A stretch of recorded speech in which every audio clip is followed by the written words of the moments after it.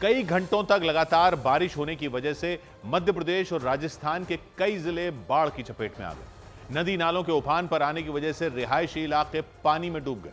कई इलाकों का मुख्य सड़कों से संपर्क भी टूट गया। मध्य प्रदेश के शिवपुरी में भी एक बरसाती नाला सड़क के ऊपर बहने लगा, जिससे वहां दहशत मच गई। उस बरसाती नाले को पार करने की कोशिश में एक ट्रक बह गया। घटना तब हुई जब कुछ किसान ट्रक में कद्दू भरकर उसे बेचने के लिए मंडी जा रहे थे। उसी दौरान वो ट्रक सड़क के ऊपर से बह रहे बरसाती नाले के तेज बहाव की चपेट में आ गया। क्योंकि वो ट्रक तेज रफ्तार में उस बरसाती नाले को पार करता दिखा, लेकिन पानी का बहाव तेज होने की वजह से कुछ दूर जाते ही उसका संतुलन बिगड़ गया और वो पलट गया। इस दौरान सड़क के दूसरी तरफ कई लोग खड़े दिखाई दिए। उस ट्रक के पलटने से आसपास के लोगों में हड़कंप मच गया और वो ट्रक में बैठे लोगों की मदद करने के लिए दौड़ पड़े। दिल दहला देने वाला यह हादसा शिवपुरी जिले में मौजूद कोलारस तहसील के किलावनी नाम के गांव के पास हुआ। जानकारी के मुताबिक वहां जयपाल धाकड़ नाम के एक किसान उस ट्रक में कद्दू भरकर ग्वालियर जिले की मंडी में बेचने जा रहे थे। उनके साथ दो और लोग उस ट्रक में बैठकर बरसाती नाले को पार कर रहे थे। तभी तेज बहाव की वजह से वो ट्रक पलट गया। गनीमत ये रही कि समय रहते उन लोगों को ट्रक से बाहर निकाल लिया गया और उनकी जान बच गई, लेकिन उनका ट्रक तेज लहरों की चपेट में आकर बह गया। इसकी वजह से उन्हें काफी नुकसान हुआ। और शिवपुरी में सिर्फ एक रास्ता ठप नहीं हुआ, बल्कि कई इलाके बाढ़ की चपेट में आ गए। कई जगहों पर लोग पानी के बीच फंस गए। फंसे हुए लोगों को निकालने के लिए सेना को आगे आना पड़ा। सेना के जवानों ने शिवपुरी के अलग अलग इलाकों में बाढ़ के बीच फंसे लोगों को निकालने के लिए बचाव अभियान चलाया, क्योंकि वहां कई लोग मूसलाधार बारिश के बाद आई बाढ़ के बीच अटक गए। उनमें कई लोगों की तो जान पर बनाई। बाढ़ का पानी लोगों के मकानों की पहली मंजिल तक पहुंच गया। इसके बाद सेना के जवान नावों की मदद से उन तक पहुंचे और वहां फंसे लोगों को निकालना शुरू किया। पर बच्चों को मिलाकर कम से कम 30 लोग थे। बताया गया कि शिवपुरी के आसपास के कई गांवों में 3 दिन से जारी बारिश का सिलसिला थमा ही नहीं। इसकी वजह से वहां बाढ़ आ गई। गांव के गांव डूब गए। सैकड़ों लोग अपने घरों में ही फंस गए। हालात जब ज्यादा बिगड़ गए तो उन लोगों को निकालने के लिए सेना के जवानों को आगे आना पड़ा। बांटी गई है, हम एक अफसर 2 जेसीओ 30 जवान है। बचाव अभियान में लगे जवानों के मुताबिक इस दौरान करीब 30 से 35 लोगों को सुरक्षित निकाल लिया गया। हालांकि आशंका जताई गई कि कई और लोग भी वहां फंसे हो सकते हैं। उनके लिए बचाव दल की और टीमें रवाना कर दी गई। लेकिन बाढ़ बारिश का कहर सिर्फ शिवपुरी पर ही नहीं, बल्कि मध्य प्रदेश के मंडला पर भी बरपा। वहां सैलाब में डूबी एक सड़क को पार करने के चक्कर में एक व्यक्ति की मोटरसाइकिल पानी में बह गई। वहां भारी बारिश के बाद नदी नालों में उफान आ गया। इसकी वजह से रिहायशी इलाके बाढ़ की चपेट में आ गए और कई सड़कें भी उफनते सैलाब में समा गई। और उन सड़कों से अपनी जान जोखिम में डालकर लोग गुजरने के लिए मजबूर हो गए। इसी बीच उस मोटरसाइकिल पर सवार लड़के ने रास्ता पार करने की कोशिश की और वो सड़क पर बहती पानी की तेज धार के बीच पहुंच गया। इस दौरान दूर खड़े कुछ लोग उसे वहां से दूर हटने के लिए कहते रहे, लेकिन उसने उनकी बात नहीं सुनी। वो अपनी जान की परवाह किए बगैर आगे बढ़ता रहा और उसकी मोटरसाइकिल वहां फंस गई। कुछ देर में एक दूसरा लड़का उसकी मदद के लिए आगे बढ़ता दिखाई दिया। हालांकि उसके पास खड़े वो लोग उसे भी मना करते सुनाई दिए। तुम मत जाओ। मंडला के नैनपुर इलाके में लहरों के बीच पहुंचते ही वो मोटरसाइकिल सवार ज्यादा देर तक खुद को संभाल नहीं पाया। फिर तो उसकी मोटरसाइकिल को उफनती लहरें बहाकर अपने साथ ले गईं और वो लड़का देखता रह गया। इस दौरान उसने अपनी मोटरसाइकिल को पकड़ने की कोशिश की, लेकिन कामयाब नहीं हो पाया। गनीमत ये रही कि उसकी जान बच गई। और मोटरसाइकिल बहने की मंडला जैसी ही घटना मध्य प्रदेश के हरदा में भी हुई। वहां भी लहरों को पार करने की कोशिश एक मोटरसाइकिल सवार को भारी पड़ गई। वो मोटरसाइकिल सवार एक पुलिया से गुजर रहा था, लेकिन पानी का बहाव तेज होने की वजह से वो सैलाब की चपेट में आ गया और अपनी मोटरसाइकिल के साथ बह गया। और ताकतवर लहरों के बीच उसका कुछ पता ही नहीं चल पाया। उसके बह जाने के बाद गांव के लोगों ने उसे ढूंढने का काम शुरू किया। बड़ी संख्या में लोग उस पुलिया पर पहुंचे और उन्होंने पुलिया पर लगी लोहे की एक रॉड से एक मोटी रस्सी बांध दी। इसके बाद उनमें कुछ लोग उस रस्सी के दूसरे सिरे को पकड़कर उफनते सैलाब में उतर गए। इस दौरान ऐसा लगा मानो तेज लहरों में वो भी बह जाएंगे, लेकिन वहां वो उस रस्सी के सहारे बिल्कुल डटे रहे। वो उस रस्सी की मदद से काफी दूर तक चले गए और उस मोटरसाइकिल सवार को ढूंढने की कोशिश की, लेकिन कड़ी मेहनत के बाद भी उसका पता नहीं लगाया जा सका। हरदा में भारी बारिश के बाद गंजाल नदी में उफान आया और वहां की कई सड़कों समेत कई पुलियां डूब गईं। इसी बीच रास्ता पार करते वक्त वो मोटरसाइकिल सवार बह गया। इस घटना की जानकारी मिलने पर मोटरसाइकिल सवार को ढूंढने के लिए प्रशासन की तरफ से भी कई टीमें वहां भेज दी गईं। और मध्य प्रदेश की ही तरह राजस्थान के भी कई जिलों में बाढ़ जैसे हालात बन गए। राजधानी जयपुर में कुछ ही घंटों की बारिश से वहां कई इलाके जलमग्न हो गए, वहां घुटनों तक पानी भर गया। हालात ऐसे हो गए कि गाड़ियों का वहां से आना जाना तक मुश्किल हो गया। इसकी वजह से वहां लंबा जैम लग गया और वो गाड़ियां घंटों तक एक ही जगह पर फंसी रहीं। और वहां के एक इलाके में तो हालात इतने भयावह हो गए कि सड़क पर खड़ी गाड़ियां बोनेट तक पानी में डूब गईं। गाड़ियों का सिर्फ ऊपर वाला हिस्सा पानी के बाहर था। कुछ लोगों ने वहां फंसी एक गाड़ी को धक्का मारकर बाहर निकालने की कोशिश भी की, लेकिन वो गाड़ी इतनी बुरी तरह फंस चुकी थी कि वो जरा भी नहीं हिली। इसके बाद हार मानकर वो लोग पीछे हट गए और मदद का इंतजार करने लगे। उस इलाके में जहां तक नजर गई सिर्फ पानी ही पानी नजर आया। इसके अलावा वहां के एक इलाके में सड़क पर पानी भर जाने से एक आदमी की बाइक खराब हो गई। वो घसीटते हुए उसे वहां से ले जाता दिखा। उस बाइक के बगल में एक बस चल रही थी। सड़क पर भरा पानी उस बस के अंदर घुस गया। इसकी वजह से उस बस में सवार लोगों की मुश्किलें बढ़ गईं। टोंक रोड की एक तस्वीर देखिए कि यहाँ पर आप ये टोंक फाटक की तस्वीर आप देखिए कि किस तरीके से यहाँ पर गाड़ियों को काफी निकालना मुश्किल हो रहा है। सुबह से हो रही बेहिसाब बारिश की वजह से वहां के कई इलाके जलमग्न हो गए। ऐसे में लोगों का अपने मकानों से निकलना तक मुश्किल हो गया। जयपुर का यह हाल महज कुछ ही घंटों की बारिश में हो गया। इसे देखते हुए एसडीआरएफ की टीम को अलर्ट कर दिया गया। और जयपुर की ही तरह राजस्थान के सवाई माधोपुर में भी लगातार 6 घंटे तक हुई बारिश के बाद कई इलाके डूब गए। वहां देर रात अचानक जोरदार बारिश शुरू हो गई और वो बारिश बिना रुके अगले दिन सुबह तक होती रही। इसकी वजह से वहां बाढ़ जैसे हालात बन गए और पानी वहां के रिहायशी इलाकों तक पहुंच गया। वहां मकानों के बाहर इतना पानी भर गया मानो नदी बह रही हो। लेकिन लोगों की मुश्किलें तब और बढ़ गईं जब पानी उनके मकानों के अंदर घुस गया। वहां के एक मकान में पानी रसोई तक पहुंच गया और वहां रखा सारा सामान भीग गया। हालात ऐसे हो गए कि लोगों का उस मकान में रहना मुश्किल हो गया। यही हाल वहां के ज्यादातर रिहायशी इलाकों का दिखाई दिया। इसके अलावा वहां का रेलवे ट्रैक भी पानी में डूब गया। वहां कई फीट तक पानी भर गया। ऐसे में प्रशासन की टीम वहां पहुंची और रेलवे ट्रैक से पानी साफ करने का काम शुरू कर दिया गया। रेलवे ट्रैक पर पानी भर जाने से पूरे दिन ट्रेन देरी से चल रही थी। करीब 6 घंटों तक होती रही मूसलाधार बारिश की वजह से वहां के कई दफ्तर और यहां तक कि पुलिस थाने में भी पानी भर गया। खाने में पानी की स्थिति है, इस तरीके से खड़े रहना पड़ रहा है। लोग बैठ भी नहीं सकते। वहां रहने वाले लोगों के मुताबिक वहां अचानक इतनी तेज बारिश हुई कि बड़े बड़े पेड़ टूट गए और कई रास्ते बंद हो गए। हमारा गार्डन है जिसमें सारे गेट तोड़ दिए पानी ने, बड़े बड़े पेड़ आ गए। हालांकि बारिश बंद होने के साथ ही वहां जलस्तर भी घटना शुरू हो गया। इसके बाद लोगों ने राहत की सांस ली। लेकिन सवाई माधोपुर ही नहीं बल्कि राजस्थान के कई जिलों में घंटों तक हुई लगातार बारिश के बाद बाढ़ जैसे हालात बन गए। बूंदी, टोंक, भरतपुर और उनके आसपास के जिलों में नदियों नालों का जलस्तर बढ़ गया। इसकी वजह से उन जिलों के आबादी वाले इलाके डूब गए। ऐसे में प्रशासन ने स्कूलों में 2 दिन की छुट्टी का ऐलान कर दिया और इस बीच मौसम विभाग ने वहां बारिश का रेड अलर्ट जारी कर दिया। क्योंकि पहले हुई मूसलाधार बारिश बूंदी जिले में लोगों के लिए बड़ी आफत बन गई। वहां इतनी बारिश हुई कि खेतों से लेकर रिहायशी इलाके तक डूब गए। इसके साथ ही कई सड़कों पर तो पानी की तेज धार बहती नजर आई। इस बीच वहां कुछ लोग उफनती लहरों को चीरते हुए रास्ता पार करते दिखाई दिए। उनमें एक व्यक्ति का संतुलन भी बिगड़ता दिखा, लेकिन उन्होंने अपनी मोटरसाइकिल संभाली और पानी के तेज बहाव से बाहर निकलने में कामयाब रहे। राजस्थान के बूंदी जिले में हुई भारी बारिश के बाद मेज समेत कई दूसरी नदियों में उफान आ गया। हमारा लक्ष्य है कि किसी तौर पे बारिश के दौरान कोई बच्चे को आवागमन में या आवागमन के दौरान कोई ऐसी दुर्घटना या ना हो जाए। बूंदी की ही तरह राजस्थान के टोंक जिले में भी बारिश बड़ी मुसीबत साबित हुई। वहां रिहायशी इलाकों में हर तरफ पानी ही पानी नजर आया और सैलाब के बीच लोग चलते दिखाई दिए। और एक जगह दिखा कि उनमें एक आदमी ने तो बारिश से बचने के लिए एक हाथ से छाता पकड़ लिया और दूसरे हाथ से अपनी मोटरसाइकिल चलाता रहा।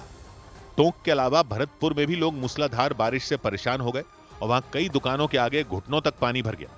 उधर जम्मू कश्मीर के कठुआ में पुल नहीं बनने की वजह से लोग रस्सी के सहारे नदी पार करने को मजबूर हो गए। वहां भारी बारिश के बाद उस नदी का पानी उफान पर आ गया। इसके बावजूद लोग जान जोखिम में डालकर उस नदी को पार करते दिखे और वो लोग एक एक करके उस नदी को रस्सी के सहारे पार करते नजर आए। स्कूल जाने वाले बच्चों की तो हालत खराब हो गई। छोटे छोटे बच्चे लकड़ी की तख्ती पर बैठकर खुद को रस्सी की मदद से आगे खींचकर नदी पार करते नजर आए। इस दौरान उनके परिजन भी इसी तरह रास्ता पार करते दिखे। वो अपने बच्चों को जान हथेली पर रखकर स्कूल भेजने पर मजबूर हो गए। इस बीच वहां एक महिला अपने छोटे बच्चे को पीठ पर बांधकर नदी पार करती नजर आई। हैरान कर देने वाला ये मामला कठुआ जिले के बनी उपमंडल के एक गांव का रहा।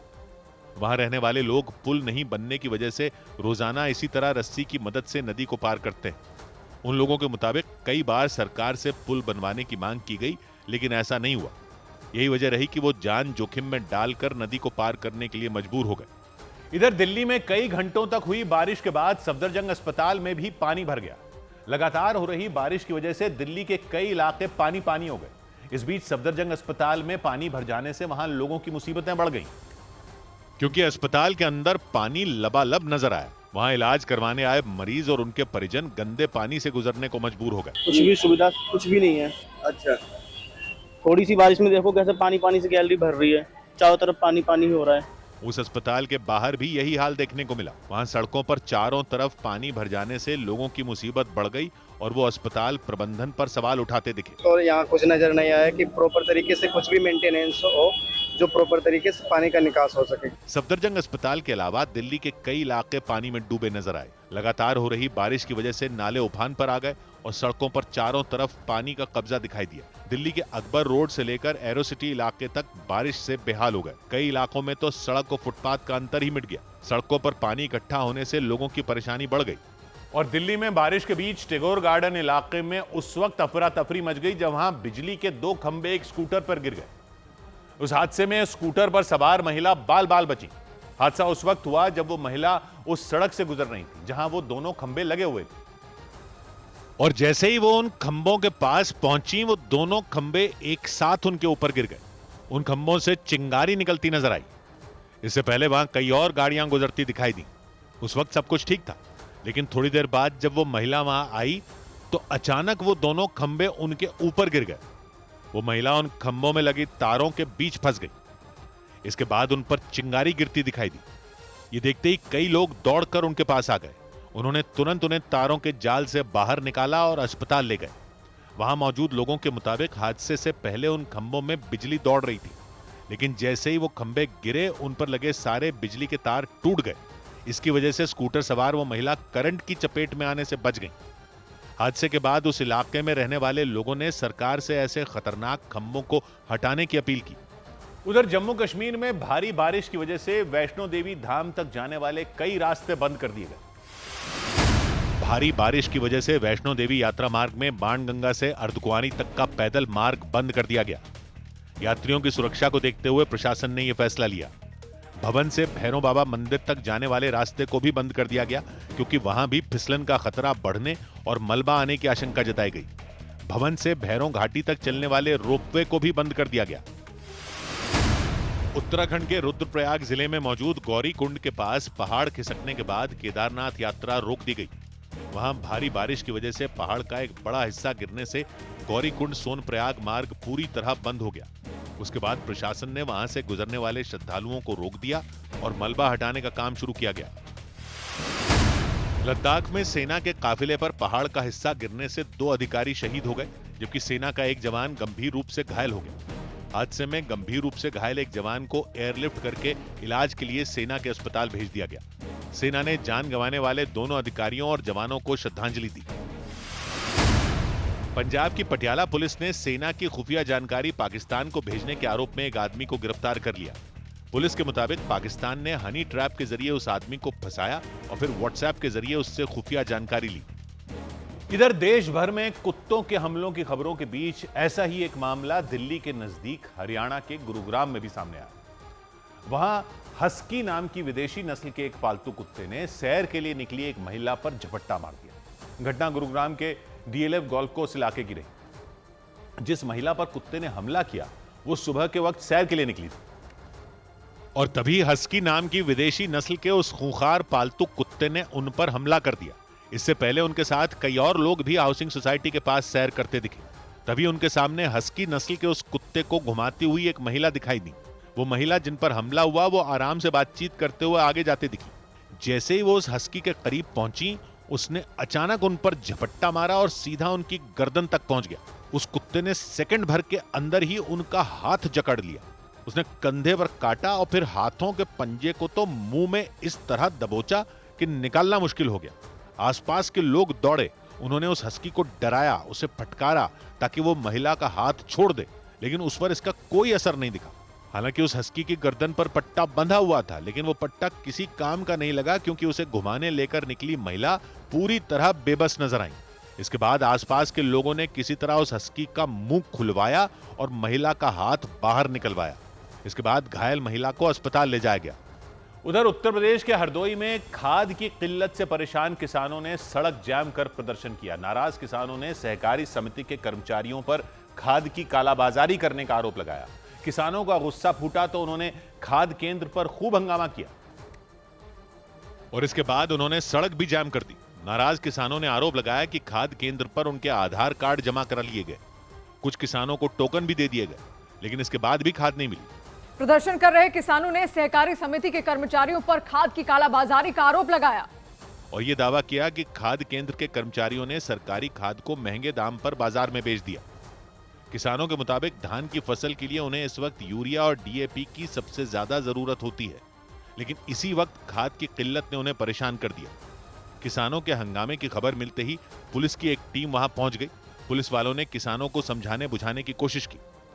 उधर बिहार के मुंगेर में एक सरकारी अस्पताल में इंटरनेट बंद हो जाने से अफरा तफरी मच गई, क्योंकि बताया गया उस अस्पताल में आने जाने वाले लोगों को एक ऐप के जरिए रजिस्ट्रेशन उनका किया जाता है। इसके बाद जांच शुरू होती है, लेकिन इंटरनेट बंद होने की वजह से लोगों का काम ही ठप हो गया और वो लोग इंटरनेट की तलाश में इधर उधर भागते नजर आए। अस्पताल के बाहर लोगों की भीड़ लग गई। वो अपने अपने मोबाइल फोन लेकर अस्पताल की सीढ़ियों पर खड़े नजर आए ताकि उनके फोन का इंटरनेट काम करना शुरू कर दे।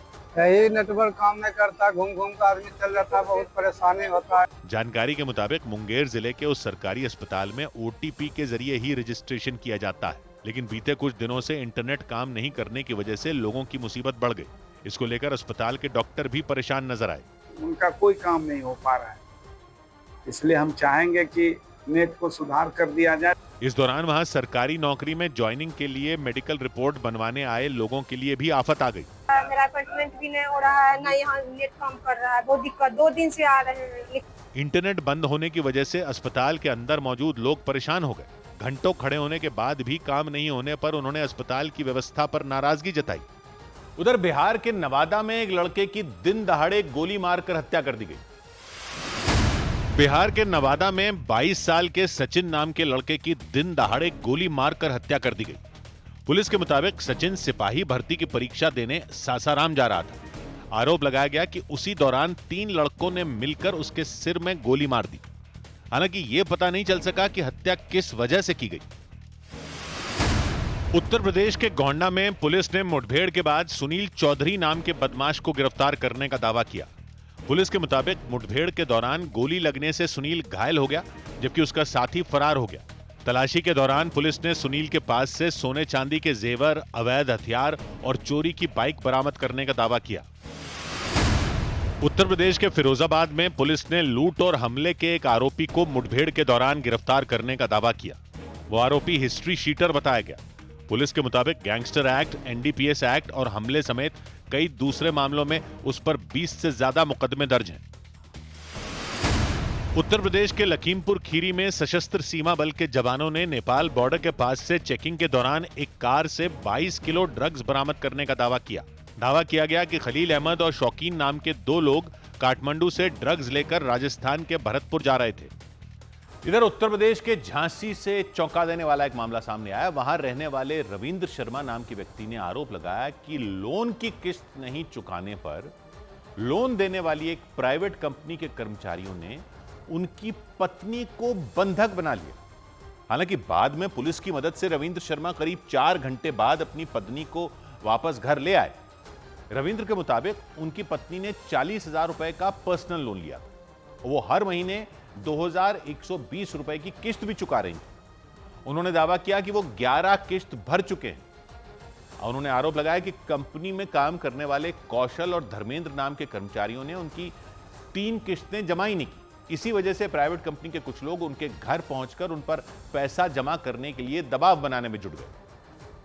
और रविंद्र ने दावा किया कि जब उन्होंने पैसे जमा करने के लिए वक्त मांगा तो लोन देने वाली प्राइवेट कंपनी के लोग उन्हें और उनकी पत्नी को ऑफिस ले गए। रविंद्र के मुताबिक ऑफिस पहुंचने के बाद उनके सामने एक शर्त रखी गई शर्त ये थी कि पहले वो लोन की किस्तें जमा करें और फिर अपनी पत्नी को घर ले जाएं। हमें और हमारे मैसेज को कह रहे चलो ऑफिस पे चलो। ठीक है। तो फिर हमने कि हमें थोड़ा टाइम दो पैसा का, तो जी बोले कि हाँ पहले पैसा दे जाओ फिर मैसेज को लगा जाओ।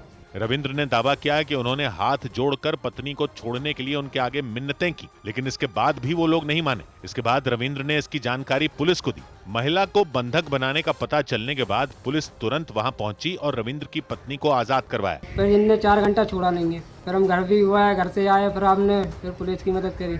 झांसी के मोठ थाना इलाके में रहने वाले रविंद्र के मुताबिक उनकी पत्नी ने 40,000 रुपए का पर्सनल लोन लिया था, जिसकी वो हर महीने 2,120 रुपए की किस्त चुका रहे थे। उन्होंने दावा किया कि वो 11 किस्तें भर चुके हैं, लेकिन कंपनी ने दावा किया कि पूजा 7 महीने से लोन की किस्त नहीं चुका रही थी और इसीलिए उन्हें ऑफिस बुलाया गया था। उधर देश भर में आतंकियों के खिलाफ चलाए जा रहे अभियान के दौरान गुजरात एटीएस को बड़ी सफलता मिली। गुजरात एटीएस ने आतंकी संगठन अलकायदा से जुड़ी एक महिला आतंकी को भी पकड़ने का दावा किया। झारखंड की रहने वाली शमा परवीन नाम की उस महिला को बेंगलुरु से गिरफ्तार किया गया। इससे पहले 22 जुलाई को गुजरात एटीएस ने दावा किया था कि उसने अलकायदा से ही जुड़े 4 आतंकियों को दबोच लिया। उन्हें रिमांड पर लेकर सख्ती से पूछताछ की गई। इसी दौरान शमा परवीन का भी नाम सामने आया। गुजरात एटीएस के मुताबिक शमा परवीन सोशल मीडिया पर उन 4 संदिग्ध आतंकियों से जुड़ी हुई थी। दावा किया गया कि शमा परवीन को अलकायदा से जुड़े भड़काऊ और कट्टरपंथ को बढ़ावा देने वाले वीडियो मिलते थे और शमा वो वीडियो अपने बाकी साथियों को भेजती थी। गुजरात एटीएस ने बताया कि पकड़े गए 5 लोग सोशल मीडिया के जरिए देश में अलकायदा की जिहादी सोच को बढ़ाने के काम में जुटे थे। और बेंगलुरु से पकड़ी गई शमा परवीन को इस गिरोह का मास्टरमाइंड बताया गया। गिरफ्तारी के बाद 30 साल की शमा परवीन को गुजरात के अहमदाबाद लाया गया। गुजरात एटीएस के मुताबिक वो आतंकी संगठन अलकायदा से जुड़ी। शमा परवीन को कुछ दिन पहले पकड़े गए 4 संदिग्ध आतंकियों से पूछताछ के आधार पर पकड़ा गया। गुजरात एटीएस ने बताया कि दिल्ली से गिरफ्तार किए गए मोहम्मद फैक नाम के लड़के ने कबूल किया कि शमा परवीन ही उसे लोगों को उकसाने और भड़काने के लिए वीडियो भेजती थी। अलकायदा से रिलेटेड कंटेंट जो है वो ये इसी आईडीज के थ्रू लेता है और साथ साथ ये लोग कई सारे जिहादी कंटेंट की आपले में एक दूसरे को लेन देने में ये लोग इन्वॉल्व हैं। गुजरात एटीएस के मुताबिक शमा परवीन ने शुरुआती पूछताछ में ये बात मान ली कि वो अलकायदा से जुड़े वीडियो गिरोह के दूसरे सदस्यों तक पहुंचाती थी, जो कि हथियारबंद विप्लव, गजवाए हिंद की स्थापना तथा धार्मिक आधार पर हिंसा व आतंकवादी हमलों के लिए लोगों को उकसाता है। शमा परवीन की गिरफ्तारी के बाद गुजरात एटीएस ने इस रैकेट से जुड़े दूसरे लोगों की भी तलाश तेज कर दी। इधर बिहार में कुत्ता बाबू के नाम पर निवास प्रमाण पत्र बनवाने और डॉगेश बाबू के नाम पर निवास प्रमाण पत्र का आवेदन पत्र मिलने के बाद सोनालिका ट्रैक्टर का निवास प्रमाण पत्र बनवाने के लिए भी आवेदन किया गया। इस बार मामला बिहार के मोतिहारी जिले से सामने आया। हैरानी की बात यह कि आवेदन करने वाले ने सोनालिका ट्रैक्टर का निवास प्रमाण पत्र बनवाने के लिए फोटो एक्ट्रेस मोनालिसा की लगाई। इससे पहले पटना में तो कुत्ता बाबू के नाम पर निवास प्रमाण पत्र जारी भी कर दिया गया था, जबकि बिहार के नवादा में डॉगेश बाबू के नाम पर निवास प्रमाण पत्र के लिए दिया गया आवेदन पत्र मिला। लेकिन लोग तब हैरान रह गए जब एक्ट्रेस मोनालिसा की तस्वीर के साथ सोनालिका ट्रैक्टर का निवास प्रमाण पत्र बनवाने के लिए आवेदन पत्र सामने आया। मामला मोतिहारी के कोटवा इलाके का रहा। सोनालिका ट्रैक्टर के नाम से आए आवेदन पत्र में पिता का नाम स्वराज ट्रैक्टर और माता का नाम कार देवी लिखा गया। फर्जी नाम, पते और तस्वीर वाले इस आवेदन का मामला मोतिहारी के डीएम दफ्तर तक पहुंच गया। डीएम ने संज्ञान लिया और तत्काल प्रभाव से जो है उस पर कार्रवाई की गई है। जो आवेदक है उन पर एफआईआर किया गया है और इसके साथ ही डीएम ने सभी अधिकारियों को फर्जी आवेदकों पर कार्रवाई करने का आदेश भी दिया। तो जानबूझ के इस तरह की बदमाशी की जा रही है कुछ लोगों के द्वारा कि अगर वो फेक फोटो लगा के अगर आवेदन देते हैं तो रिजेक्ट तो करें ही, उसके साथ साथ उन पर प्राथमिकी दर्ज कराएं। इसी तरह बिहार के नवादा में एक कुत्ते की फोटो लगाकर निवास प्रमाण पत्र के लिए आवेदन किया गया, जैसे पहले भी एक जगह किया गया था। उस आवेदन पत्र में आवेदक का नाम डॉगेश बाबू, पिता का नाम डॉगेश के पिता और माता का नाम डॉगेश की मम्मी लिखा मिला। पटना में तो कुत्ते की फोटो के साथ डॉग बाबू के नाम पर निवास प्रमाण पत्र बन भी गया था, हालांकि बाद में डीएम ने उसे रद्द कर दिया था।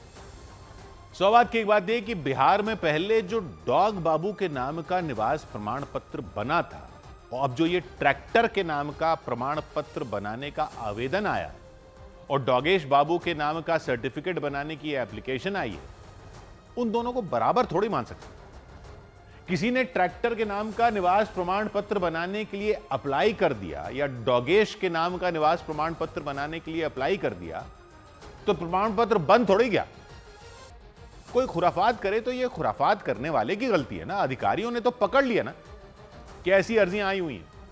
अगर नहीं पकड़ते और पहले जैसे डॉग बाबू के नाम पर निवास प्रमाण पत्र बन गया था वैसे ही किसी ट्रैक्टर के नाम का सर्टिफिकेट बन जाता तब तो जरूर सवाल उठा सकते थे। लेकिन अगर अधिकारियों ने पकड़ लिया और सर्टिफिकेट बना नहीं है, उस केस में भी अधिकारियों को कोसना तो जाती है। बिहार में वोटर लिस्ट में नाम डलवाने के लिए जो कागज लिए जा रहे हैं उनमें निवास प्रमाण पत्र भी शामिल, इसलिए यह राजनीतिक भी हो चुका है पूरा मामला, और होना भी चाहिए। और कोई अगर यह दिखाना चाह रहा है कि कुत्तों के नाम पर सर्टिफिकेट भी बन रहे हैं तो वो तो खामियों को ही उजागर कर रहा है और बड़ा सवाल खड़ा कर रहा है। लेकिन अगर सर्टिफिकेट नहीं बना तब तो यह खुराफात ही कही जाएगी और इसको उस कैटेगरी में नहीं डाल सकते जिसमें कुत्ता बाबू का निवास प्रमाण पत्र बन गया था। 100 बात की एक बात। उधर वोटर लिस्ट रिवीजन के मुद्दे पर टीएमसी सांसद अभिषेक बनर्जी ने चुनाव आयोग को चुनौती दे दी। वोटर लिस्ट रिवीजन के मुद्दे पर तृणमूल कांग्रेस के सांसद अभिषेक बनर्जी ने चुनाव आयोग पर बड़ा हमला बोला। उन्होंने चुनाव आयोग को पश्चिम बंगाल में वोटर लिस्ट रिवीजन करवाने और लोगों के नाम हटाकर दिखाने की चुनौती दे दी। দুটো লোকের নাম বাদ দিক না, 2 কোটি কি দুটো লোকের নাম বাদ দিক, ক্ষমতা থাকে কত ধানে কত চাল বুঝিয়ে দেবো। वोटर लिस्ट रिवीजन के मुद्दे पर टीएमसी सांसद अभिषेक बनर्जी के बयान पर बीजेपी नेता सुकांत मजूमदार ने पलटवार किया। उन्होंने दावा किया कि बीजेपी बंगाल को बांग्लादेश नहीं बनने देगी। हालांकि सुकांत मजूमदार ने यह भी साफ किया कि पश्चिम बंगाल में बिहार की तरह वोटर लिस्ट रिवीजन होगा या नहीं, ये चुनाव आयोग ही तय करेगा। बिहार की राजधानी पटना में महागठबंधन में शामिल पार्टियों की बैठक हुई। बैठक में इसी साल होने वाले बिहार विधानसभा चुनाव पर मंथन किया गया। हालांकि इस बैठक से महागठबंधन में शामिल मुकेश सहनी ने दूरी बना ली। मीटिंग के बाद तेजस्वी यादव ने ऐलान किया कि महागठबंधन के बड़े नेता रक्षाबंधन के बाद बिहार में जनसभाएं करेंगे। संसद में ऑपरेशन सिंदूर पर चर्चा के लिए शिवसेना उद्धव गुट ने प्रधानमंत्री नरेंद्र मोदी पर हमला बोला। शिवसेना उद्धव गुट ने अपने मुखपत्र सामना में एक लेख के जरिए आरोप लगाया कि सरकार ने ऑपरेशन सिंदूर को एक राजनीतिक तमाशा बनाकर रख दिया। लेख में बीजेपी के राष्ट्रवाद और हिंदुत्व को ढोंग और पाखंड बताया गया। इधर बिहार के कटिहार में एक सरकारी स्कूल के कमरे में बंद बच्चा खिड़की से निकलने की कोशिश में फंस गया। बताया गया उस स्कूल के टीचरों ने छुट्टी के बाद उस कमरे में ताला लगा दिया और स्कूल बंद करके चले गए। बताया गया इस दौरान वो बच्चा उस कमरे में ही रह गया और गांव वालों के मुताबिक उस बच्चे ने उस कमरे की खिड़की से निकलने की कोशिश की और फंस गया। इसके बाद उसने रोना शुरू कर दिया क्योंकि वो उस कमरे की खिड़की में फंस गया। वो वहां उस खिड़की में लगी लोहे की ग्रिल के बीच फंसा दिखाई दिया। उसका आधा शरीर उस कमरे के बाहर की तरफ लटका हुआ दिखाई दिया और वो अपना सिर भी बाहर निकालने के लिए जद्दोजहद करता रहा। इस दौरान गांव के कई लोग भी उसकी मदद करते दिखे। अरे नहीं होगा। कटिहार के ताजगंज फसिया इलाके में रहने वाला वो बच्चा स्कूल गया था। गांव के लोगों के मुताबिक वो स्कूल के कमरे में ही रह गया और वहां के टीचर ताला बंद करके स्कूल से चले गए। बताया गया कि इसके बाद उसने उस खिड़की से बाहर निकलने की कोशिश की और वहां वो उस खिड़की में फंस गया। गांव के लोगों के मुताबिक उसके रोने की आवाज सुनकर आसपास के लोग स्कूल पहुंच गए। उनमें एक आदमी ने स्कूल के गेट पर लगा ताला तोड़ा और कई लोग अंदर दाखिल हो गए। बताया गया उन्होंने खिड़की में लगी ग्रिल को काटकर उस बच्चे को बाहर निकाला। इस घटना के बाद उन लोगों ने स्कूल प्रशासन पर लापरवाही का आरोप लगाया। उधर उत्तर प्रदेश के हाथरस में पुलिस पर सुनवाई नहीं करने का आरोप लगाकर एक लड़की ने जहर खा लिया। पुलिस के मुताबिक दो पक्षों के बीच जमीन को लेकर झगड़ा चल रहा था।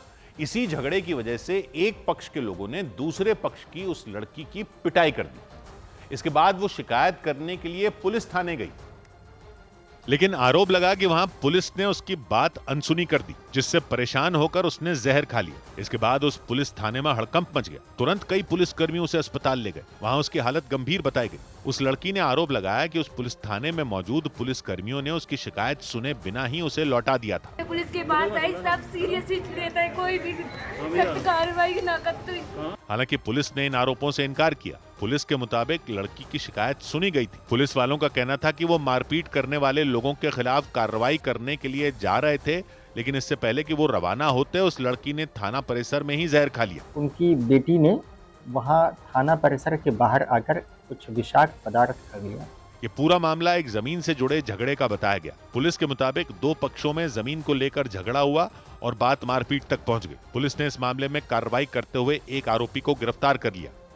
इधर उत्तर प्रदेश के शाहजहांपुर में एक आईएएस अधिकारी ने वकीलों के बीच पहुंचकर कान पकड़कर माफी मांगी। इस दौरान उन्होंने उठक बैठक भी लगाई। आईएएस अधिकारी रिंकू सिंह राही ने पुवाया तहसील के एसडीएम का कार्यभार संभाला। अब कार्यभार संभालने के बाद वो तहसील परिसर का निरीक्षण करने निकल गए। इस दौरान उन्होंने एक व्यक्ति को वॉशरूम के बजाय खुले में शौच करते देख लिया। इस बात पर वो भड़क गए और उस व्यक्ति से उठक बैठक लगवा ली। और इस बात की जानकारी जैसे ही वकीलों को मिली, वो एसडीएम के खिलाफ धरने पर बैठ गए। और इसके बाद एसडीएम रिंकू सिंह राही उन वकीलों के बीच पहुंच गए। उन्होंने पहले उनसे बातचीत की, फिर उठक बैठक लगानी शुरू कर दी। तहसील में सबसे अधिकारी कौन? एसडीएम के मुताबिक जब उन वकीलों का धरना खत्म करवाने पहुंचे तो उन्होंने उनसे सवाल जवाब करने शुरू कर दिए। उन्होंने तहसील परिसर की समस्याओं के बारे में बताते हुए उनसे सवाल किया कि क्या वो उन समस्याओं के लिए उठक बैठक लगा सकते हैं। इस सवाल के जवाब में एसडीएम ने तुरंत उठक बैठक लगानी शुरू कर दी। और कई सारी समस्या बताई जिसमें कोई शक नहीं है, उनकी बात सही थी। बोले क्या आप उठक बैठक लगा सकते हो? मैं कहा हाँ, गलती तो गलती है। वो कान पकड़कर उनके सामने खड़े हो गए और माफी मांगते दिखे। इस दौरान उन वकीलों ने उन्हें रुकने का भी इशारा किया, लेकिन वो उठक बैठक लगाते रहे। एसडीएम से माफी मिलने के बाद उन वकीलों ने अपना धरना खत्म कर दिया। उन वकीलों ने धरना इसलिए दिया था क्योंकि पुवाया के एसडीएम ने खुले में शौच करने के आरोप में तहसील परिसर के ही एक कर्मचारी से उठक बैठक लगवाई थी। उधर जम्मू कश्मीर के पुंछ में एलओसी के पास भारतीय सेना ने घुसपैठ की कोशिश कर रहे 2 आतंकवादियों को मार गिराने का दावा किया। सेना के मुताबिक पुंछ में भारतीय सेना और जम्मू कश्मीर पुलिस ने मिलकर ऑपरेशन शिव शक्ति के तहत दोनों आतंकियों को ढेर किया। और सेना के मुताबिक मारे गए आतंकियों के पास से गोला बारूद और 3 राइफलें बरामद की गईं। सेना की तरफ से दी गई जानकारी के मुताबिक पुंछ में एलओसी के करीब जंगल में छिपे आतंकियों ने घुसपैठ की कोशिश की। सेना और जम्मू कश्मीर पुलिस के जवानों ने उन्हें घेर लिया। इसके बाद आतंकियों ने सेना पर गोलीबारी शुरू कर दी। इसी गोलीबारी का भारतीय सेना की तरफ से लगातार जवाब दिया गया, जिसमें सुबह तड़के उजाला होने के साथ ही एक आतंकी को गिराया गया। उसके बाद दूसरा आतंकी लगातार सुरक्षा बलों पर गोलीबारी कर रहा था, जिसे मार गिराया गया है। सेना ने जंगल में छिपे आतंकियों के पास से 3 राइफलें और गोला बारूद बरामद किया। सेना के मुताबिक आतंकियों को पुंछ के डेगवार इलाके में ढेर किया गया। डेगवार एलओसी से सिर्फ 2 किलोमीटर की दूरी पर मौजूद है। इसी वजह से यह इलाका बेहद संवेदनशील माना जाता है। ऑपरेशन शिव शक्ति के तहत दोनों आतंकियों को ढेर करने के बाद सेना और जम्मू कश्मीर पुलिस के जवानों ने सर्च ऑपरेशन शुरू किया। सड़कों पर पहरा बढ़ा दिया गया। गाड़ियों की चेकिंग शुरू कर दी गई। इधर हैदराबाद में ईडी के अफसरों ने एक्टर प्रकाश राज से पूछताछ की। हैदराबाद में एक्टर प्रकाश राज अवैध ऑनलाइन सट्टेबाजी और मनी लॉन्ड्रिंग से जुड़े एक मामले में ईडी के सामने पेश हुए। वहां उनसे पूछताछ की गई। प्रकाश राज समेत 29 लोगों के खिलाफ इस मामले में केस दर्ज किया गया था। प्रकाश राज ने 2016 में ऑनलाइन सट्टेबाजी ऐप का विज्ञापन किया था। मुंबई के पास महाराष्ट्र के कल्याण में राज ठाकरे की पार्टी एमएनएस के कार्यकर्ताओं ने एक गेमिंग जोन में हंगामा कर दिया। वहां काम करने वाले एक कर्मचारी को थप्पड़ तक जड़ दिया गया। गेमिंग जोन में पैसे देकर वीडियो गेम खेले जाते हैं। एमएनएस के कार्यकर्ताओं ने उस गेमिंग जोन में स्कूली बच्चों को एंट्री दिए जाने पर नाराजगी जताई। मध्य प्रदेश के सतना में कांग्रेस के पूर्व विधायक नीलांशु चतुर्वेदी के घर में काम करने वाली एक लड़की का शव संदिग्ध हालात में मिलने से सनसनी मच गई। पुलिस को शक है कि लड़की ने सिर में गोली मारकर आत्महत्या कर ली। पुलिस ने शव को कब्जे में लेकर इस मामले की हर एंगल से जांच शुरू कर दी। उत्तर प्रदेश के संभल में कल्की जयंती शोभा यात्रा के दौरान दीपासराय इलाके में मौजूद शाही जामा मस्जिद को तिरपाल से ढक दिया गया। कल्की जयंती महोत्सव के दौरान शहर में शोभा यात्रा निकाली गई। इस दौरान श्रद्धालुओं ने रंग और गुलाल उड़ाकर जश्न मनाया। प्रशासन ने एहतियातन मस्जिद को तिरपाल से ढकवा दिया। उधर जम्मू कश्मीर के गांदरबल जिले में उस वक्त हड़कंप मच गया जब सुरक्षा बल के जवानों को लेने के लिए जा रही एक बस नदी में गिर गई। वहां भारी बारिश की वजह से वो बस नदी में फिसल गई, जिसे देखकर आसपास के लोग घबरा गए। क्योंकि वो बस नदी के बीच में पलटी नजर आई। उस बस का आधा हिस्सा उफनती नदी में डूबा दिखाई दिया। ऊंचाई से गिरने की वजह से बस के आगे का हिस्सा टूट गया और उसके शीशे चकनाचूर नजर आए। बस के नदी में गिरने की जानकारी मिलते ही प्रशासन और भारी संख्या में राहत बचाव की टीम वहां पहुंच गई। इसके बाद वो रस्सियों की मदद से उस बस को बाहर निकालने में जुट गए। इस बीच राहत बचाव दल के एक सदस्य रस्सी पकड़कर उस बस पर चढ़ गए और अंदर जाने की कोशिश करते दिखे। इस दौरान वहां आसपास के लोगों का जमावड़ा लग गया। जानकारी के मुताबिक वो बस सुरक्षा बल के जवानों को लेने के लिए जा रही थी। तभी वो गांदरबल जिले के कुल्लन इलाके में एक नदी में फिसलकर गिर गई। इस भयंकर हादसे में बस का ड्राइवर घायल हो गया, साथ ही बस में रखे हथियार भी पानी में गिर गए। हालांकि बाद में कुछ हथियार बरामद कर लिए गए। उधर उत्तर प्रदेश के उन्नाव में जन्म और मृत्यु प्रमाण पत्र को लेकर बड़े फर्जीवाड़े का मामला सामने आया। वहां 2 गांवों में आबादी से ज्यादा प्रमाण पत्र जारी कर दिए गए। मतलब यह कि उन दोनों गांवों में जितने लोग रहते हैं उससे ज्यादा जन्म और मृत्यु प्रमाण पत्र जारी कर दिए गए, वो भी सिर्फ 6 महीनों के अंदर। हालांकि जिला जनसंपर्क अधिकारी के मुताबिक CRS यानी सिविल रजिस्ट्रेशन सिस्टम पोर्टल की आईडी को हैक करके किसी ने इस फर्जीवाड़े को अंजाम दिया। सिविल रजिस्ट्रेशन सिस्टम पोर्टल एक सरकारी पोर्टल होता है जिसके जरिए जन्म और मृत्यु का रजिस्ट्रेशन और प्रमाण पत्र जारी किया जाता है। लेकिन उन्नाव में निमादपुर और मकूर गांव की घटना ने पूरे सरकारी महकमे में हड़कंप मचा दिया, क्योंकि निमादपुर गांव की आबादी करीब 5200 है। लेकिन इस साल 1 जनवरी से 15 जुलाई तक केवल 6 महीनों में 5893 जन्म और मृत्यु प्रमाण पत्र वहां जारी कर दिए गए। इसी तरह नवाबगंज ब्लॉक के मकूर गांव में भी बीते 6 महीने में 320 जन्म और मृत्यु प्रमाण पत्र जारी किए गए। 6 महीने में सिर्फ 2 गांव में ही 6000 जन्म मृत्यु प्रमाण पत्र जारी किए जाने की जानकारी मिलते ही हड़कंप मच गया। और उन्नाव के डीएम ने इस मामले की जांच के आदेश दे दिए। शुरुआती जांच में सिविल रजिस्ट्रेशन सिस्टम पोर्टल को हैक करके फर्जीवाड़ा करने की बात सामने आई। हैक करके फर्जी आईडी क्रिएट कर ली गई है, जिससे बड़ी संख्या में ये प्रमाण पत्र दूसरे जनपदों के, दूसरे प्रदेशों के जारी हो गए हैं और इसका हम लोग साइबर क्राइम में मुकदमा भी दर्ज करा रहे हैं। जिला जनसंपर्क अधिकारी ने फर्जीवाड़ा करने वाले गिरोह का पर्दाफाश करने और उसके सदस्यों को सख्त सजा दिलाने का भरोसा दिया। इधर DGCA की ऑडिट रिपोर्ट में विमानों की सुरक्षा और संचालन में कई खामियों का जिक्र किया गया। विमानों के परिचालन और रखरखाव पर नजर रखने वाली संस्था DGCA की ताजा ऑडिट रिपोर्ट में विमानों की सुरक्षा और संचालन में कई तरह की खामियों का जिक्र किया गया।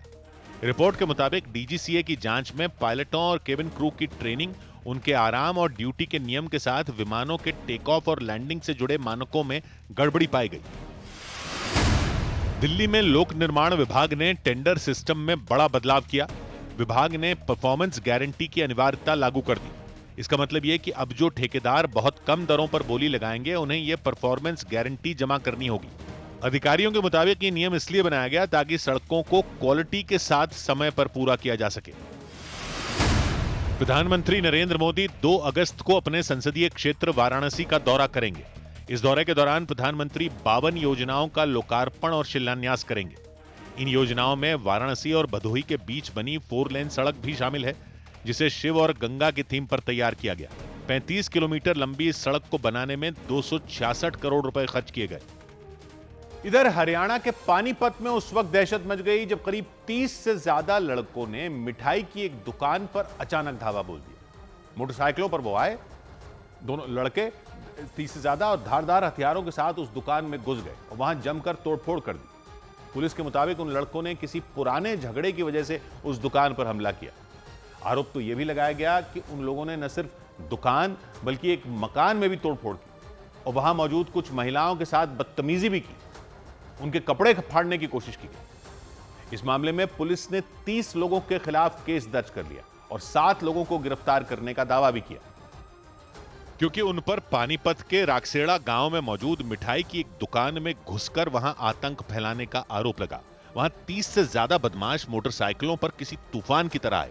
इससे पहले कि कोई कुछ समझ पाता, वो मिठाई की उस दुकान में घुसे और वहां अंधाधुंध तोड़फोड़ शुरू कर दी। उनमें एक लड़के के हाथ में तो धारदार फरसे जैसा एक हथियार भी दिखा। उसके साथ आए बाकी लड़कों ने भी डंडों और लोहे की रॉड से उस दुकान में लगे एक एक शीशे को तब तक तोड़ा जब तक वो चकनाचूर नहीं हो गया। दुकान के अंदर बैठे लोगों को डराया धमकाया गया और फिर जितनी तेजी से वो आए थे उतनी तेजी से वहां से फरार हो गए। आरोप लगाया गया कि इसके बाद उन लोगों ने मिठाई की दुकान के मालिक के मकान में भी तोड़फोड़ की, जिसके बाद पुलिस ने 30 लोगों के खिलाफ शिकायत दर्ज करते हुए 7 लोगों को गिरफ्तार कर लिया। कुछ 7-8 लोगों को गिरफ्तार भी किया जा चुका है और पुलिस रिमांड लेकर उनसे पूछताछ की जा रही है। पुलिस ने दावा किया कि दोनों पक्षों के बीच पहले से कोई झगड़ा चला आ रहा था। इसी वजह से बाइक पर आए उन लड़कों ने मिठाई की उस दुकान और उसके मालिक के मकान पर हमला किया।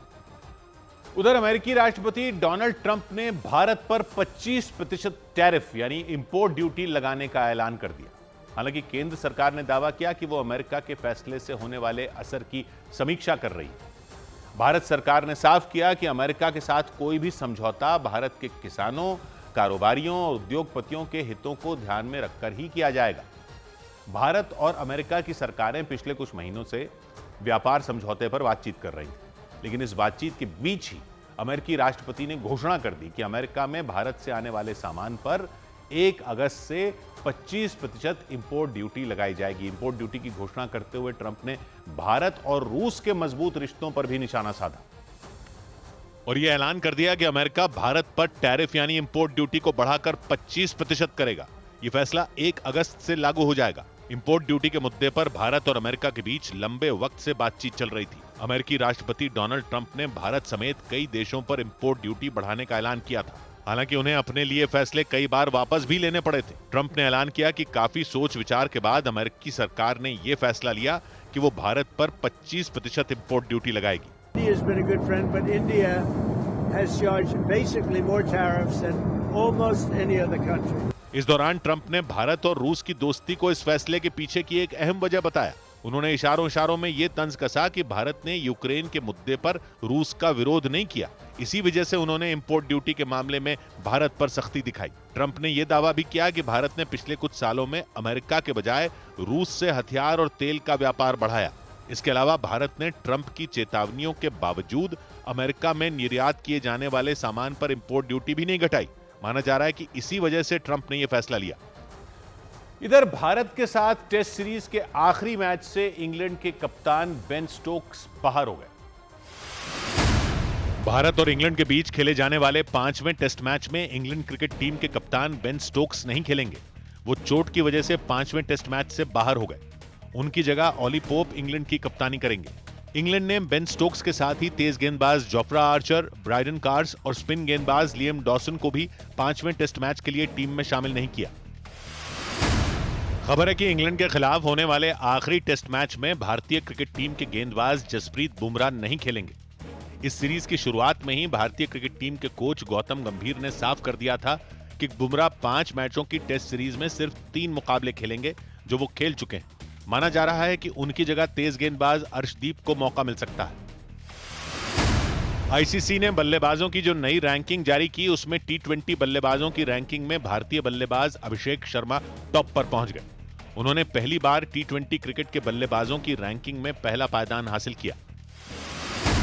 पूर्व भारतीय क्रिकेटर युवराज सिंह की अगुवाई वाली team India champions United kingdom में चल रही क्रिकेट चैंपियनशिप WCL यानी वर्ल्ड चैंपियनशिप ऑफ लेजेंड्स के सेमीफाइनल में पहुंच गई। भारतीय टीम ने वेस्टइंडीज चैंपियंस को 5 विकेट से हराकर सेमीफाइनल में जगह बनाई। हालांकि सूत्रों ने दावा किया कि भारतीय क्रिकेट टीम ने पाकिस्तान के खिलाफ होने वाला WCL का सेमीफाइनल मुकाबला खेलने से मना कर दिया। पहलगाम हमले की वजह से भारतीय टीम इसी चैंपियनशिप में पहले भी पाकिस्तान के खिलाफ एक मैच खेलने के लिए मना कर चुकी है। बड़ी खबर आई रूस में आए शक्तिशाली भूकंप से जुड़ी। रूस का पूर्वी हिस्सा 8.8 तीव्रता के ताकतवर भूकंप से दहल उठा। वहां धरती बुरी तरह कांप उठी, क्योंकि बताया गया कि इतना तगड़ा भूकंप रूस में पिछले 75 साल में नहीं आया था। इस भूकंप की वजह से प्रशांत महासागर इलाके में खलबली मच गई। जापान और अमेरिका समेत कई देशों में दहशत फैल गई, क्योंकि भूकंप के दौरान इतने जबरदस्त झटके लगे कि समंदर भी बेकाबू हो गया। सुनामी की चेतावनी जारी कर दी गई। समुद्र में 10 से 12 फीट ऊंची लहरें उठने की आशंका जताई गई। इस दौरान किनारे वाले इलाकों में तो कोहराम मच गया, क्योंकि समंदर का पानी कई मकानों को तिनकों की तरह बहा ले गया। रूस में हल्का फुल्का नहीं बल्कि 8.8 तीव्रता का विनाशकारी भूकंप आया। भूकंप का केंद्र रूस के कमचातका प्रायद्वीप के करीब रहा, इसीलिए सबसे ज्यादा तबाही वहीं हुई। कई मकानों की दीवारें और छतें ढह गईं।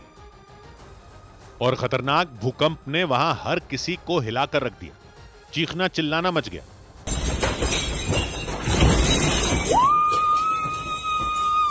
रूस के पूर्वी हिस्से में 8.8 तीव्रता का भूकंप आया और उसने धरती को बुरी तरह झकझोर दिया।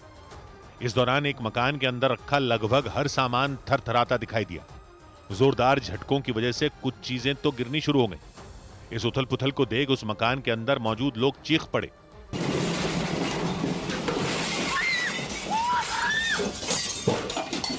खौफ से भर देने वाले भूकंप की कई डरा देने वाली तस्वीरें सामने आईं। एक वीडियो में दिखा कि धरती का हिलना शुरू होते ही कुछ लोग जान बचाने के लिए अपने घर से भाग निकले, लेकिन वो जैसे ही बाहर आए उनके घर का ऊपरी हिस्सा भरभरा कर गिरना शुरू हो गया।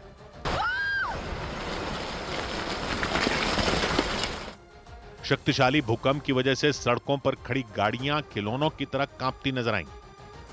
ये ताकतवर भूकंप पूर्वी रूस में कमचातका प्रायद्वीप के करीब आया। भूकंप का केंद्र जमीन के महज 19 किलोमीटर अंदर था, इसीलिए इस दौरान जबरदस्त झटके देखने को मिले। और इस सब के बीच रूस से चौंका देने वाला एक वीडियो सामने आया। उस वीडियो में दिखा कि वहां भीषण भूकंप के दौरान भी एक अस्पताल के अंदर कामकाज जारी रहा। उस अस्पताल के डॉक्टर एक मरीज का ऑपरेशन करते दिखाई दिए, और वो भी तब जब पूरा का पूरा अस्पताल भूकंप की वजह से हिचकोले खाता नजर आया। हैरान कर देने वाला वीडियो रूस के स्वास्थ्य मंत्रालय ने जारी किया। वीडियो कमचातका प्रायद्वीप के अस्पताल का बताया गया, यानी वो जगह जिसके करीब 8.8 तीव्रता के भूकंप का केंद्र था। भूकंप आने से पहले अस्पताल के डॉक्टर एक मरीज का ऑपरेशन कर रहे थे। इसी बीच अचानक सब कुछ हिलने लग गया। ऑपरेशन थिएटर में जिस स्ट्रेचर पर मरीज को लिटाया गया था वो झटके खाने लग गया, लेकिन खतरे के बाद भी डॉक्टर और अस्पताल के कर्मचारी अपनी जगह पर डटे रहे। मरीज का ऑपरेशन जारी रहा, जबकि भूकंप के तगड़े झटके काफी देर तक आते रहे। रूस के स्वास्थ्य मंत्रालय ने बताया कि डॉक्टर और अस्पताल कर्मियों की दिलेरी की वजह से उस मरीज के ऑपरेशन में कोई रुकावट नहीं आई, इसीलिए उसकी जान बचा ली गई। लेकिन भूकंप के झटकों से दहले रूस के कई इलाकों में तबाही मच गई। धरती के थर्राते ही समंदर में भी हलचल शुरू हो गई, क्योंकि रूस में जिस इलाके के करीब भूकंप का केंद्र था वो 3 तरफ से समुद्र से घिरा है। इसलिए भूकंप के कुछ देर बाद ही वहां सुनामी भी आ गई। यानी इससे पहले कि लोग भूकंप के झटकों से उबर पाते, वहां सुनामी ने भी दस्तक दे दी। समंदर में कई फीट ऊंची लहरें उठी और वो किनारों को पार करते हुए आसपास के इलाकों पर कहर बनकर टूट पड़ी। इस दौरान समंदर और जमीन का फर्क ही मिट गया। रूस के सखालिन प्रांत में भी समुद्र का रौद्र रूप दिखाई दिया। वहां समंदर के पानी ने कई इलाकों को डुबो कर रख दिया। खौफ से भर देने वाले एक वीडियो में दिखा कि कई मकानों के बीच एक मकान समंदर की लहरों को झेल नहीं पाया। वो मकान घास के किसी तिनके की तरह बहता दिखाई दिया। रूस का सखालिन प्रांत समंदर के बीचों बीच मौजूद एक द्वीप है। कमचातका और सखालिन के बीच करीब 1600 किलोमीटर लंबा चौड़ा फासला है, लेकिन कमचातका के करीब आए भूकंप की वजह से सखालिन और उसके आसपास मौजूद कई द्वीपों पर हाहाकार मच गया। जबकि कमचातका में भूकंप के झटकों ने कई स्कूलों और मकानों की बुनियाद हिलाकर रख दी। कुछ मकानों की दीवारें और छतें भी जमींदोज हो गईं। और इस दौरान कई लोगों के मलबे में फंसे होने की भी खबर सामने आई। हालांकि कुदरत के इस कहर के फौरन बाद राहत बचाव का काम बड़े पैमाने पर शुरू कर दिया गया, लेकिन रूस में आए भूकंप ने सिर्फ रूस के लोगों की ही मुसीबत नहीं बढ़ाई, बल्कि उसका असर जापान और अमेरिका तक दिखाई दिया। जापान ने अपने देश में सुनामी की चेतावनी जारी कर दी, क्योंकि 8.8 तीव्रता के भूकंप के बाद प्रशांत महासागर भी बेकाबू हो गया। ऐसे में प्रशांत महासागर इलाके में आने वाले देशों में सुनामी का खतरा बढ़ गया। जापान ने तो समंदर में 10 फीट ऊंची लहरें उठने का अलर्ट जारी कर दिया। वहां किनारे वाले इलाकों में खतरे के सायरन गूंज उठे। जापान के उत्तरी हिस्से में मौजूद होकाइडो आइलैंड के लोग बुरी तरह डर गए। सुनामी के खौफ से कुछ लोगों ने ऊंची ऊंची इमारतों पर पनाह ले ली, ताकि समंदर का पानी आने पर वो डूबने या बहने से बच सकें। मार्च 2011 में जापान में रूस से भी तगड़ा भूकंप आया था। 9.0 तीव्रता के भूकंप के बाद आई सुनामी में वहां हजारों लोगों की जान चली गई थी। इसीलिए सुनामी की चेतावनी मिलते ही लोग सतर्क हो गए। जापान की सरकार ने अलर्ट जारी कर लोगों को समंदर से दूर रहने की हिदायत दी, क्योंकि आशंका जताई गई कि वहां 24 घंटों में कभी भी समंदर तबाही मचा सकता है। खतरे को देखते हुए जापान ने अपने फुकुशिमा न्यूक्लियर प्लांट को भी खाली करवा लिया, क्योंकि साल 2011 में आई सुनामी की वजह से उस प्लांट को भारी नुकसान पहुंचा था। और जापान की ही तरह अमेरिका समेत कई देशों में सुनामी का अलर्ट जारी कर दिया गया।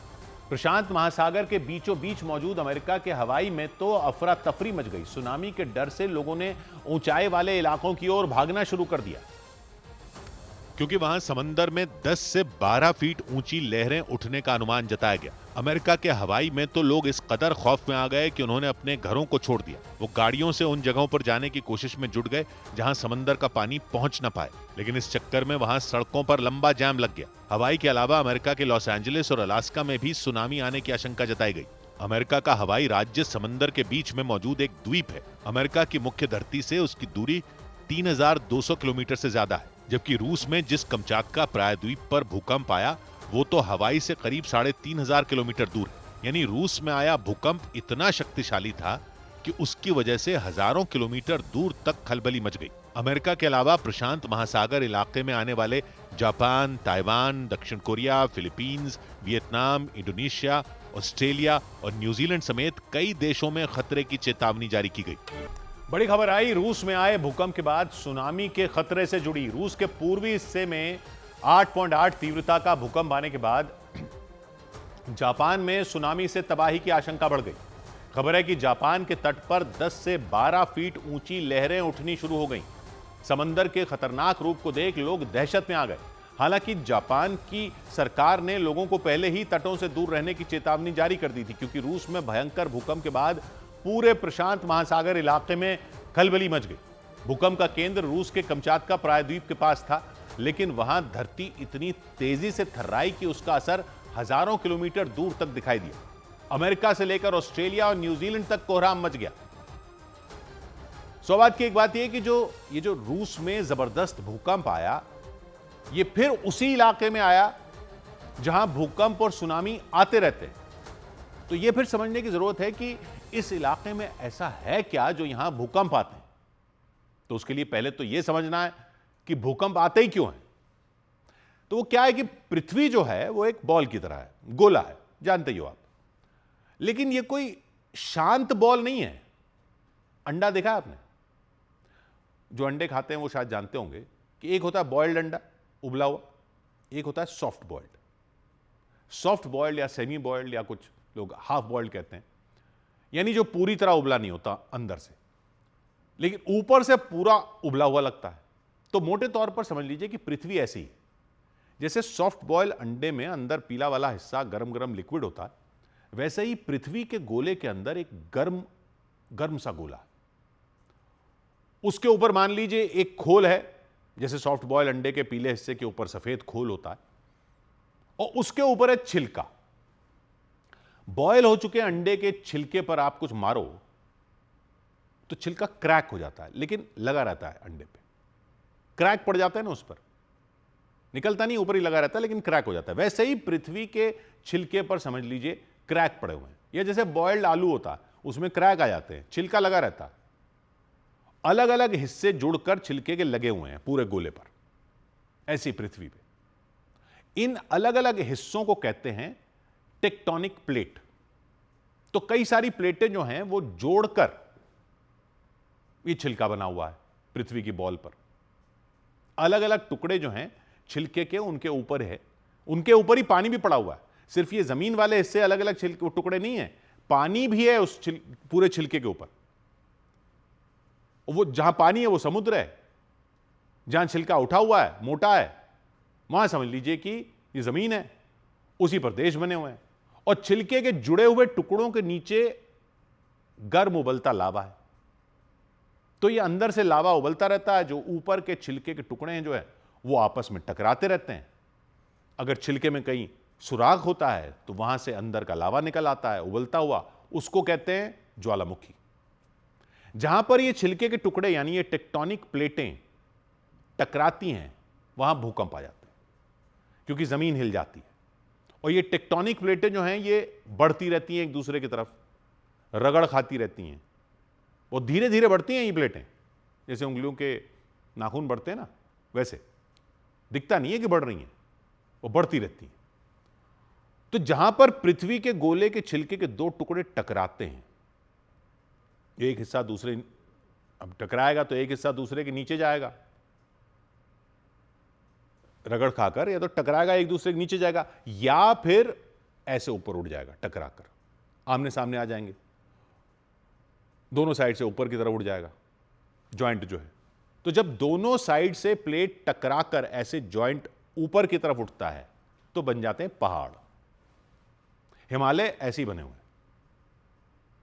भारत एक प्लेट है जिसको इंडियन प्लेट कहते हैं, और ये टकराकर जुड़ी है तिब्बत की तरफ यूरेशियन प्लेट से, इसलिए वहां पूरी लाइन है जहां भारत की प्लेट उसकी तिब्बत की प्लेट से टकराती है ना, दोनों प्लेटें टकराई, वहां बन गए हिमालय। ये दोनों प्लेटों के टकराने का इलाका है, इसलिए यहां भी भूकंप बहुत आते हैं इस वाले इलाके में, हिमालय के इलाके में। लेकिन अभी बात हो रही है रूस और जापान वाले इलाके की। तो एक तो है क्या है कि दुनिया का नक्शा देखने की आदत हो गई है ना, तो ध्यान ही नहीं रहता कि जापान के आगे फिर घूमकर अमेरिका आ जाता है ग्लोब में, क्योंकि पृथ्वी तो बॉल है, गोला है, और जो प्लेट उस हिस्से में है वो है पैसिफिक प्लेट। इस प्लेट के ऊपर है पानी, पैसिफिक ओशन, प्रशांत महासागर। इस प्लेट के एक तरफ है फिलीपींस प्लेट, फिलीपींस प्लेट पर ही जापान है, फिर उसके नीचे है ऑस्ट्रेलिया प्लेट जिस पर ऑस्ट्रेलिया है, और पैसिफिक प्लेट के दूसरी तरफ उत्तर अमेरिका और दक्षिण अमेरिका। ये पैसिफिक प्लेट जो है ये सबसे ज्यादा हिलने वाली प्लेट है। पृथ्वी के छिलके के जितने भी टुकड़े हैं उनमें इस टुकड़े के नीचे सबसे ज्यादा हलचल होती है। जो इस प्लेट के किनारों पर अगर एक सर्कल खींचो एक रिंग रोड की तरह, तो मतलब दक्षिण अमेरिका के किनारे से शुरू होकर उत्तर अमेरिका के किनारे की तरफ गए, ऊपर अलास्का से रूस की तरफ गए, यहां नहीं दिखा पा रहे हैं, वो बता रहे हैं, वहां से रिंग गया जापान, वहां घूम के नीचे आया फिलीपीन से, घूमते हुए न्यूजीलैंड, यानी पैसिफिक ओशन का पूरा किनारा ले लीजिए। ये पूरा रिंग रोड समझ लीजिए, रिंग का पूरा इलाका जो है समझ लीजिए 40,000 किलोमीटर का। ये कहलाता है ring of fire, Pacific ring of fire, क्योंकि इसके नीचे की जो प्लेट है पैसिफिक प्लेट वो हिलती है। तो इस पूरे इलाके में दुनिया के 90% भूकंप आते हैं। 90% का मतलब है हर 10 में 9 भूकंप यहां आते हैं, और दुनिया के 75% ज्वालामुखी यही है, क्योंकि ये पैसिफिक प्लेट जो है वो हिले जा रही है, रगड़ खाई जा रही है, और इस प्लेट के ऊपर पड़ा हुआ है पानी, प्रशांत महासागर है, पैसिफिक ओशन। तो जब नीचे प्लेट हिलती है तो पानी डोलता है और सुनामी आ जाती है। यूरेशियन प्लेट और पैसिफिक प्लेट टकराकर जमीन के ऊपर उठी तो क्या बना, मतलब पानी के नीचे से, अब देखिए जमीन से जमीन टकराई, पानी के नीचे से जमीन निकलकर ऊपर की तरफ आई ना, तो क्या बना, पानी के नीचे से आ रही है तो टापू बन गए, और ये जो टापू बने इनका नाम है जापान।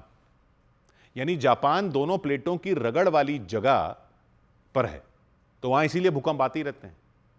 जापान बना, फिलीपींस बना, दक्षिण पूर्व एशिया का ये जो इंडोनेशिया वाला इलाका है वो बना, ये सब प्लेटों के टकराने से समुद्र से उठकर ऊपर आए, इसलिए टापू हैं। जमीन से जमीन पानी के ऊपर टकराती है, जैसे हिमालय जैसे पहाड़ बन जाते हैं। जैसे हमने देखा कि इंडियन प्लेट और यूरेशियन प्लेट के टकराने से हिमालय बन गए, इंडियन प्लेट तिब्बत वाली प्लेट से टकराई तो ऐसे हिमालय बन गए। उधर समुद्र के नीचे टकरा रहे हैं तो वो ऊपर उठ के आ रही है जमीन, वहां टापू बन रहे हैं। समुद्र के अंदर प्लेटें टकराती हैं तो जमीन उसी तरह से पहाड़ बनकर ऊपर समुद्र के ऊपर आ जाती है, और वो अंदर से निकले पहाड़ ही समुद्र के ऊपर टापू दिखते हैं। जापान भी ऐसे ही है, फिलीपींस भी ऐसी है, इंडोनेशिया का पूरा इलाका ऐसी है। तो इस पूरे रिंग में यही है, रिंग ऑफ फायर इसलिए है क्योंकि पूरा जो घेरा है, इस घेरे के बॉर्डर पर ज्वालामुखी है। जापान में माउंट फूजी है, अमेरिका में माउंट सेंट हेलेंस है, इंडोनेशिया में ज्वालामुखी है।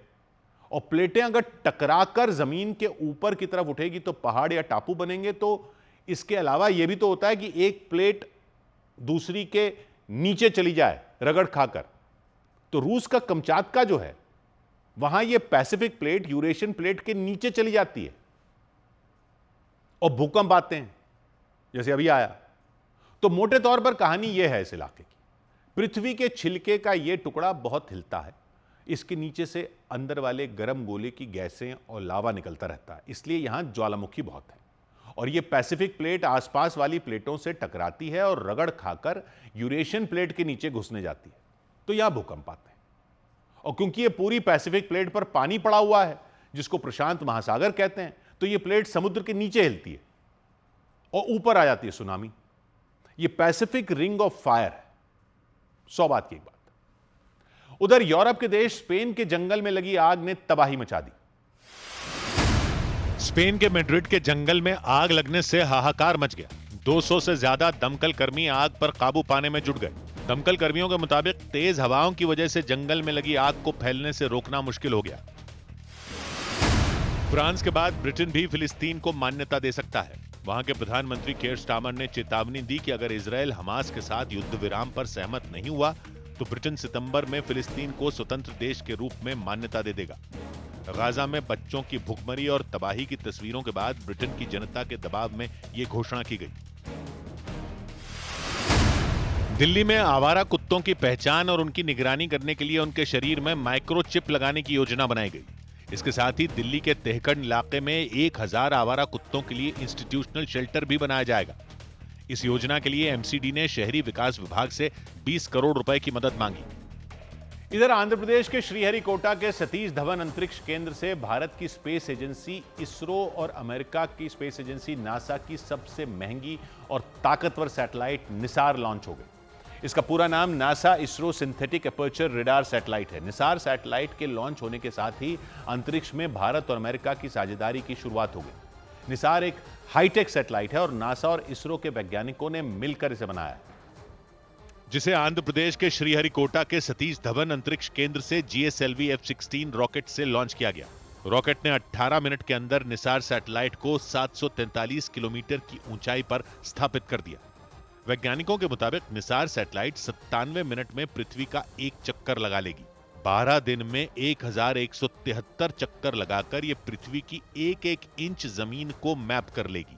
वैज्ञानिकों ने बताया कि निसार के पास बादलों, घने जंगलों, धुएं और यहां तक कि अंधेरे में भी देखने की क्षमता है और यह धरती की सतह पर बहुत छोटे बदलावों को भी देख सकती है। निसार सैटेलाइट को भारत की स्पेस एजेंसी इसरो और अमेरिका की स्पेस एजेंसी नासा ने मिलकर तैयार किया। इस मिशन पर करीब $1.5 बिलियन यानी भारतीय रुपयों में करीब 12,500 करोड़ रुपए खर्च हुए। वैज्ञानिकों के मुताबिक इस मिशन का मकसद धरती और पर्यावरण को करीब से समझना है। निसार सैटेलाइट खासतौर पर पृथ्वी की सतह और ग्लेशियरों में होने वाले बदलावों और समुद्री पर्यावरण पर नजर रखेगी। उधर यूरोप के देश स्पेन के गिजॉन शहर में चल रहे एक एयर शो के दौरान ऐसी घटना हुई जिसे देखकर लोग बुरी तरह सहम गए। ऐसा इसलिए क्योंकि एयर शो के दौरान उड़ान भर रहा एक लड़ाकू विमान समंदर के किनारे तेजी से गिरने लग गया। उस दौरान समंदर के किनारे बड़ी संख्या में लोग मौजूद थे। हालांकि पायलट ने किसी तरह लड़ाकू विमान को गिरने से बचा लिया। स्पेन की एयरफोर्स के मुताबिक यह घटना तब हुई जब लड़ाकू विमान के आगे अचानक पक्षियों का झुंड आ गया। दावा किया गया कि पायलट ने पक्षियों के झुंड से बचने के लिए फाइटर जेट को अचानक मोड़ दिया, जिससे फाइटर जेट का संतुलन बिगड़ गया और वो लड़ाकू विमान तेजी से नीचे की तरफ गिरने लग गया। देखकर ऐसा लगा जैसे स्पेन की वायुसेना का वो लड़ाकू विमान समंदर के किनारे मौजूद लोगों के ऊपर ही गिर जाएगा, क्योंकि संतुलन बिगड़ने की वजह से वो लड़ाकू विमान जमीन के बेहद करीब आ गया था। इस दौरान फाइटर जेट ने हवा में 1-2 बार पलटी भी खाई। अचानक फाइटर जेट को करीब आता देख समंदर के किनारे बैठे लोगों की जान हलक में आ गई।